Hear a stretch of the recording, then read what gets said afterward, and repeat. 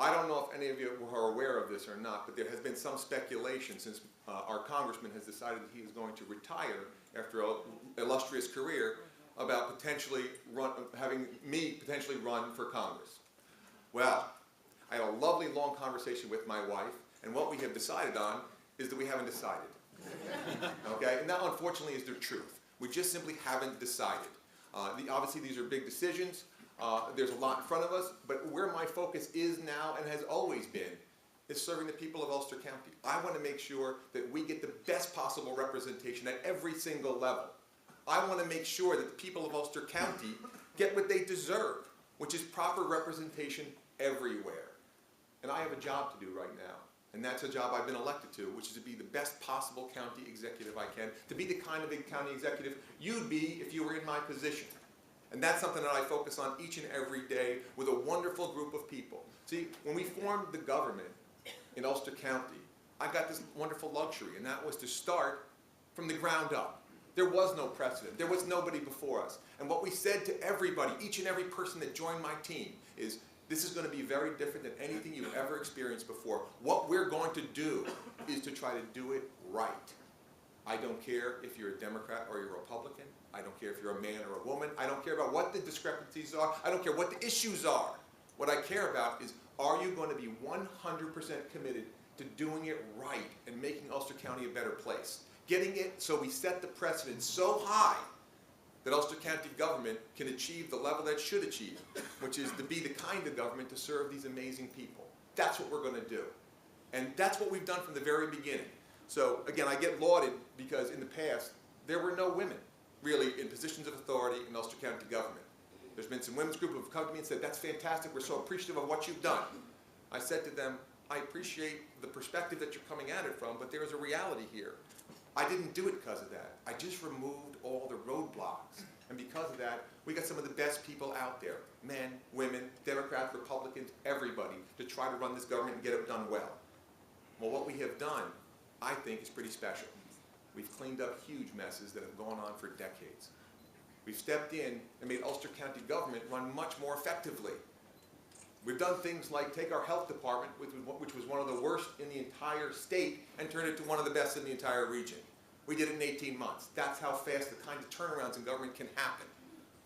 We also took Ulster County government and brought business principles to it. We now are 10% smaller, yet we deliver more services than ever before to the people of Ulster County. $3 million down in payroll, yet we deliver more services than ever before, because I never forget who I work for or whose money it is. It's your tax dollars, and you don't deserve to have them wasted. What I'm going to also talk about is how you make government, I think, a better government, and that is to make it more transparent. JJ has banned me from using the laser pointer, because I think I probably put my own eye out. But we're going to show you something called citizens access.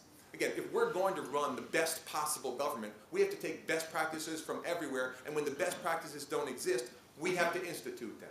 Well, some of the stuff that we're going to talk about here is absolutely groundbreaking in government. You're going to know where your money is spent. You're going to know what's going on in county government. You're going to be able to reach out and contact people if you have a question, a concern, or a comment. We couldn't get a better picture of this, huh?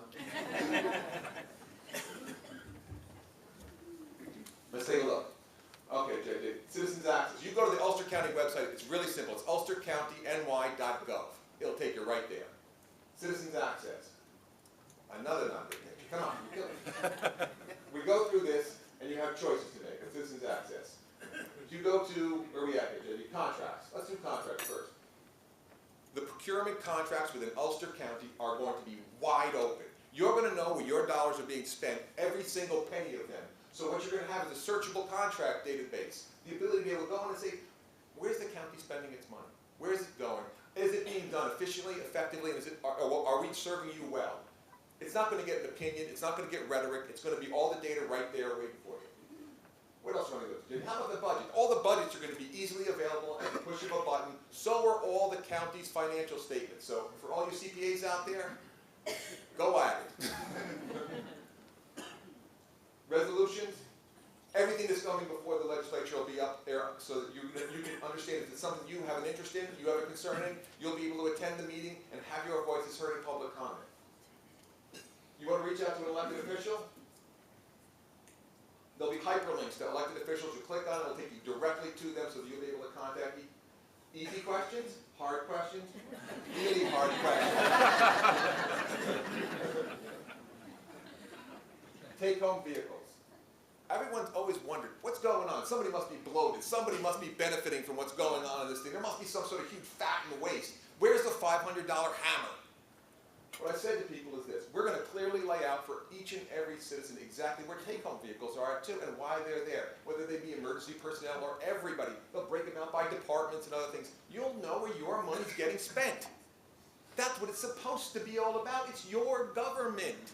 And so I'm not so sure that other people that run governments around New York City are going to like all the stuff that we've done here, but we believe it's the right way to do government, wide open. Okay. JJ, you did a phenomenal job there. No one got injured by the laser. Okay, Hurricane Irene.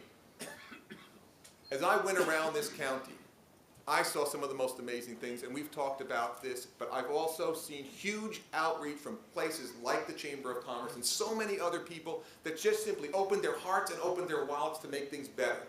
Like I said before, it's the kind of stuff that makes me so proud to be from Ulster County.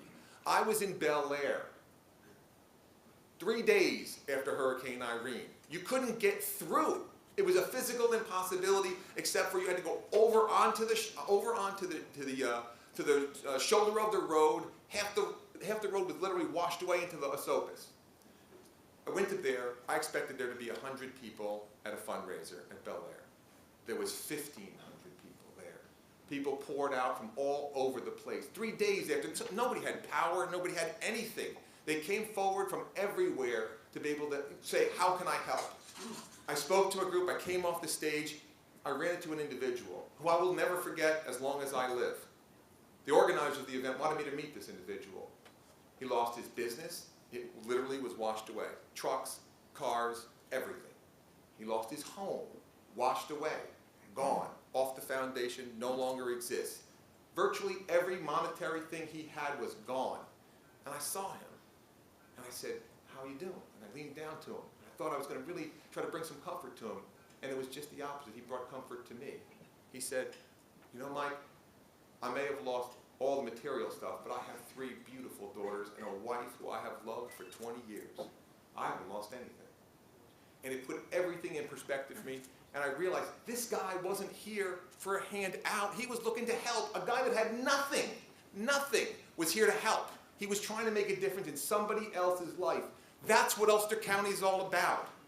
People who care about other people in our community. I will tell you, when I watched sheriff's deputies risk their lives, when I watched everybody else come forward, when I watched our reformed DPW, by the way, DPW, people used to think, DPW, 6 guys standing around a hole, shovel on the ground, all those kinds of things. It's over. That's gone. We're streamlined in Ulster County. Very streamlined. We've put AVLs, automated vehicle locators, into our process so we know and we can manage the entire fleet. And you know what?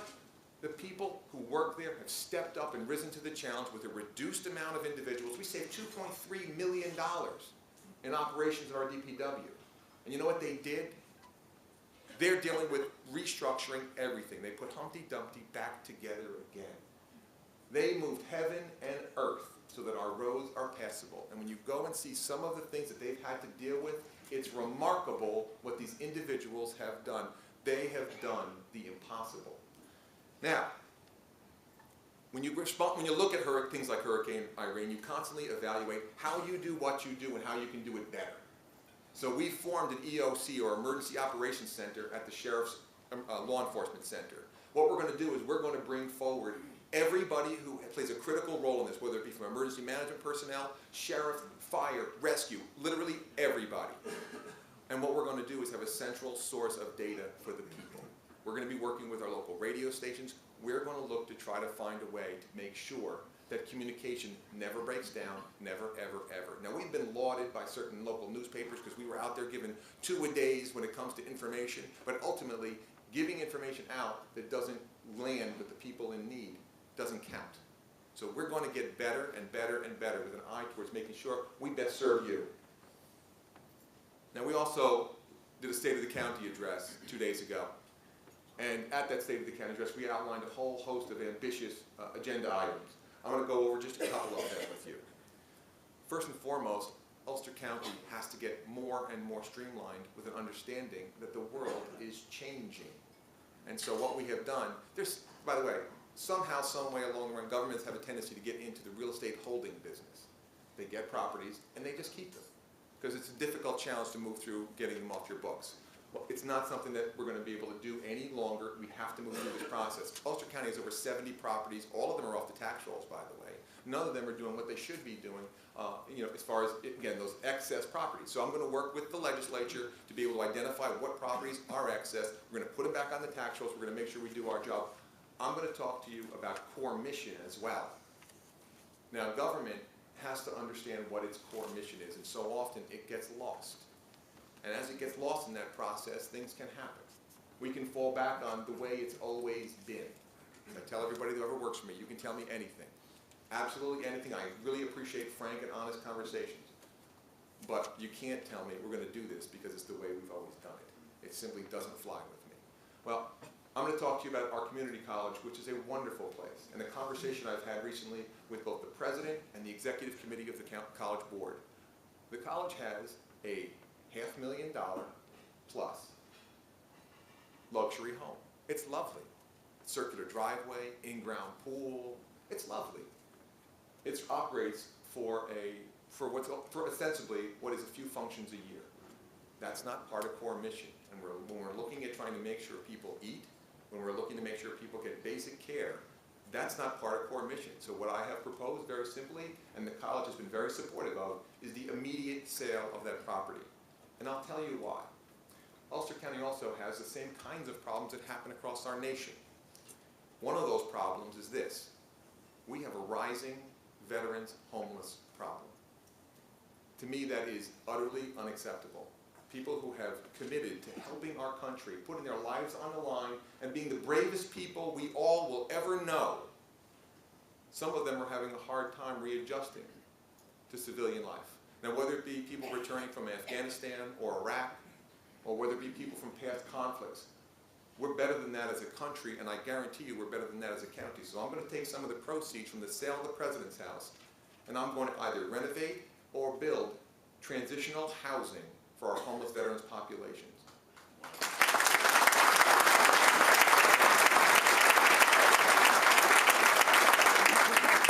To me, that's the core mission of what we are all about. It's clearly the more important item. On top of that, I think we have to promote home ownership, and the county can do its part in that. There is the ability for us to move forward with a first-time home buyer's exemption. What it looks like is this. It's a 5-year term. The first year, you get 50% off your county property taxes. Second year, it reduces. Third year, reduces, all the way to the 5th year when it's down to 10% and then ultimately gone. What happens is, this cuts across many sectors. If we can promote home building within our community, we are promoting new construction, we're promoting the purchasing of things like durable goods, all the kinds of things that we want to have, and we make our county even stronger, because what happens is you're helping both young professionals or hardworking, hard-pressed families who need a place to stay and deserve clean, dignified housing like we were talking before. These are the things that the county can do. Now I also want to talk about some of the exciting things that we're doing on something like our tourism department. Ulster County is a special place, whether it be the walkway over the Hudson, which is just amazing. I'm sure I'll give you the wrong numbers here, by the way, so nobody quote this. Newspaper people, don't pay attention. The anticipation with the walkway over the Hudson was about 250,000 people in the first year. They cleared 1 million. They have done an amazing job at creating this, and I hear the governor now wants to try to replicate that at the Tappan Zee. I wouldn't encourage getting there early and walking out on the Tappan Zee right now. But if what we do is our trend setting in this perspective, I'm thrilled. If we're the kind of place, and if you haven't gone to the walkway, you have to go. It is hard to explain when you walk out there and see how beautiful it is. Now we're getting totally sidetracked.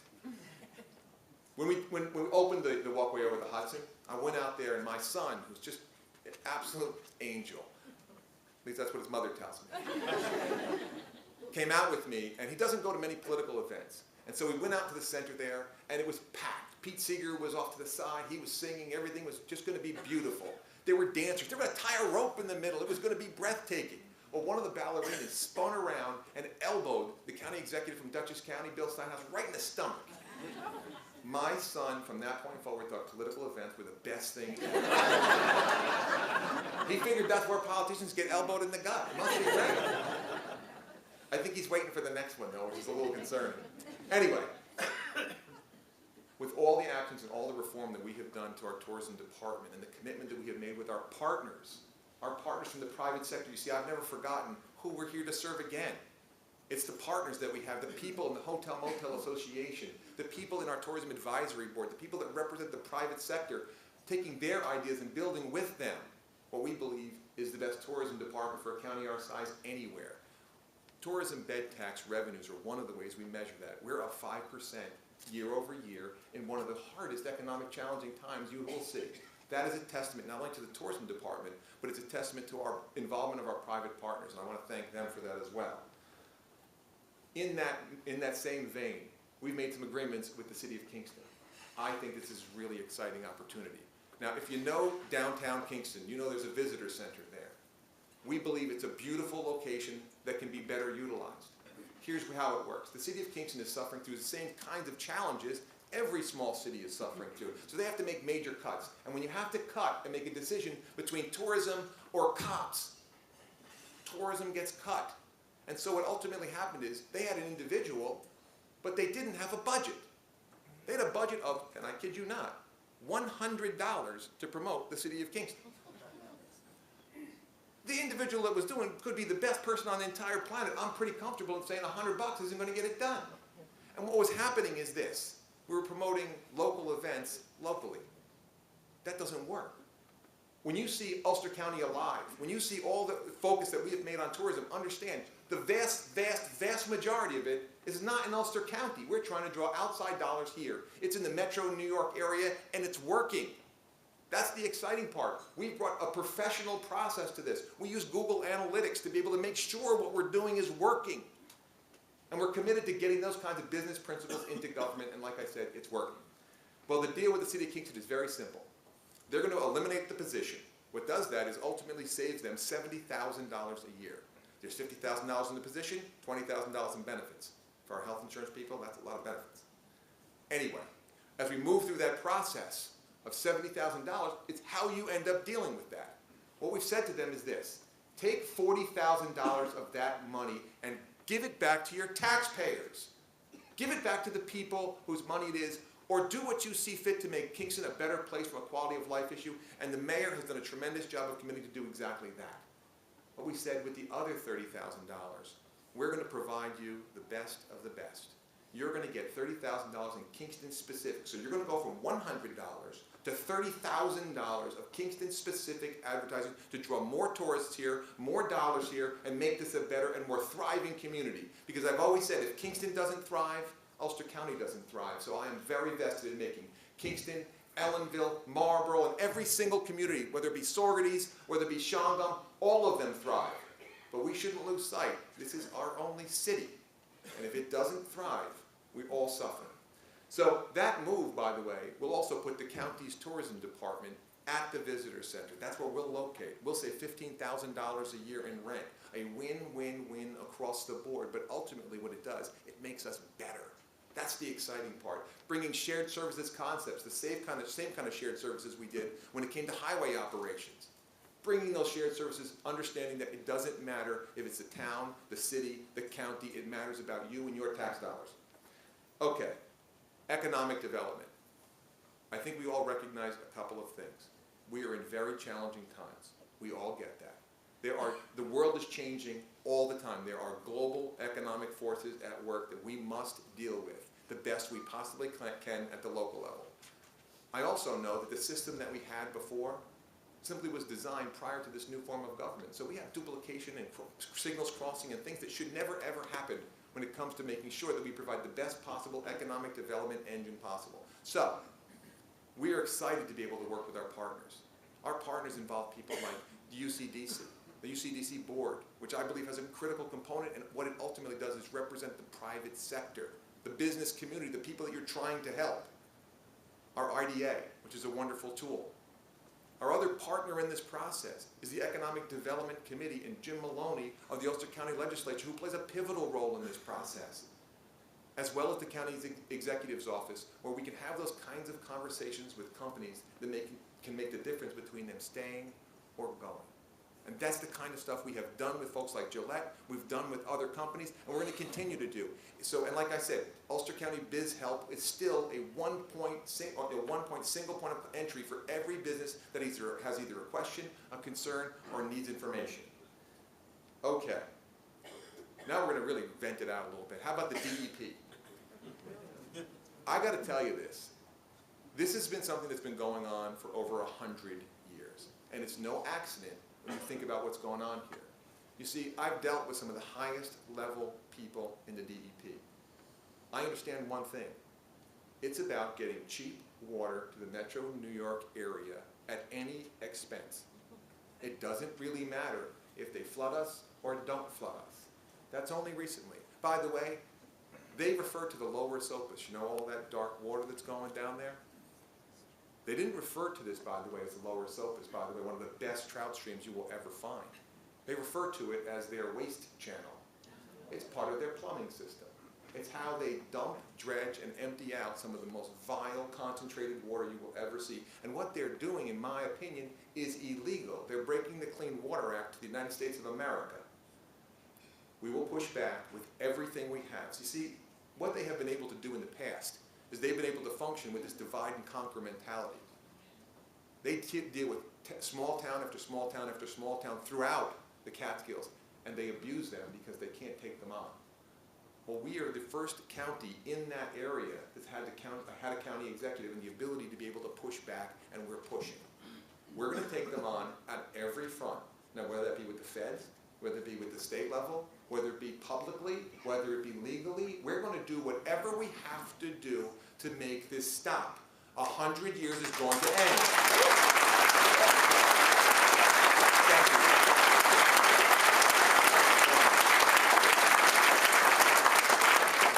You know, when you think about what they do, it's so insidious. And that's the part that makes this so difficult. They'll come and they'll talk to you someday about the jobs they create. But they won't talk to you about the jobs they stifle with unbelievably restrictive nightmare regulations within the watershed. They'll talk to you about the taxes they pay, but they won't talk to you about the taxes they avoid. Let's assume you're all a town supervisor. You know what they do?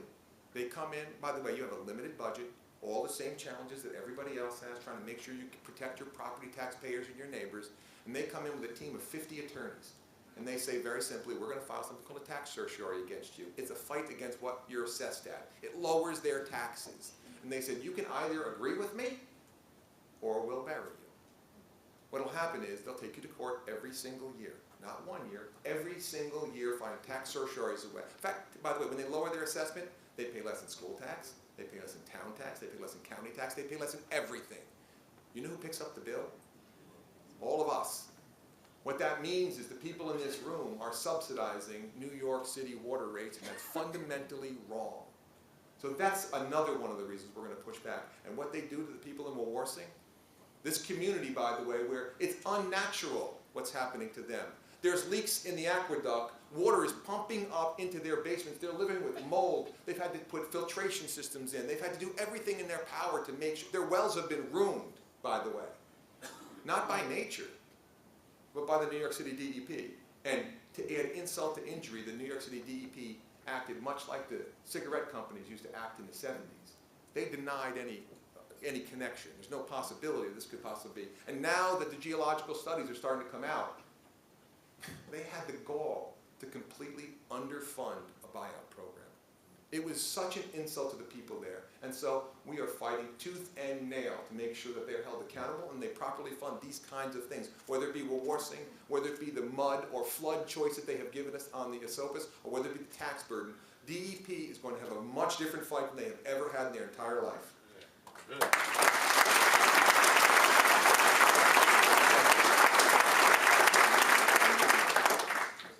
I want to thank each and every one of you and all the people who were passionate in the legislature as well on both sides of the issue of Golden Hill. I want to thank this chamber for coming out on the issue. I want to tell you something that is the clearest way I can explain this. People for the longest time thought the decision was public or private, but it's not true. With the huge multi-million-dollar and growing gaps that were there, it was going to become the difference between open or closed. And I couldn't see a situation in which this facility closed, in which people and residents, they're fantastic, the residents of the facility were disadvantaged, or where we lost 300 plus jobs in our community as well. So we look to find a solution, something we consider a compassionate alternative to closure, and we are transitioning through that process now, and I look forward to participating with this, with the legislature, so that we can get through this in the best possible way for the residents, for the employees, for the citizens of Ulster County, to make sure that we're providing that kind of high quality service and people have access to it at all times. Now, what we talk about is a laundry list of things here. But what I hope people have seen is we have brought a fundamental fiscal responsibility to county government while simultaneously understanding the importance of caring for people. So when we move forward and are fiscally responsible, there are benefits. Ulster County has the highest bond ratings it's ever had. In the middle of all these difficult financial times, we have some of the highest bond ratings we've ever had. But bond ratings on a piece of paper mean absolutely nothing. What matters is what they allow you to do. So I was so excited a couple of days ago when we spoke at the State of the County to announce that we refinanced the entire Nightmare Jail project and saved $3 million in the process.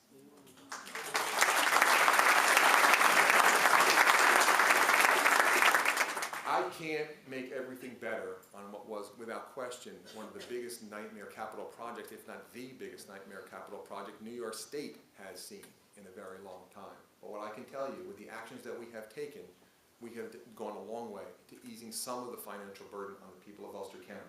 Now, I hope, as you sit here today, you're saying to yourself, what a charming guy. I hope what you're saying to yourself is he's exactly the kind of county executive I would be if I was in that position. Because I never forget that I really am that farm kid from Esopus who just wants this place to be better. I'm the guy who played football with Dean in the back. Dean, how you doing? He was better than me too, by the way. I'm the same guy who served on the boards in Benedictine, dealt with the Kingston Hospital merger and saw just how amazing the work efforts were. Have worked with virtually everybody in this room to touch someone's life and make it a little bit better. Well, you know what? It's not something that I get to do. It's something that is an absolute privilege for me. I want to thank you for allowing me to be the county executive in Ulster County, and thank you very much for coming today.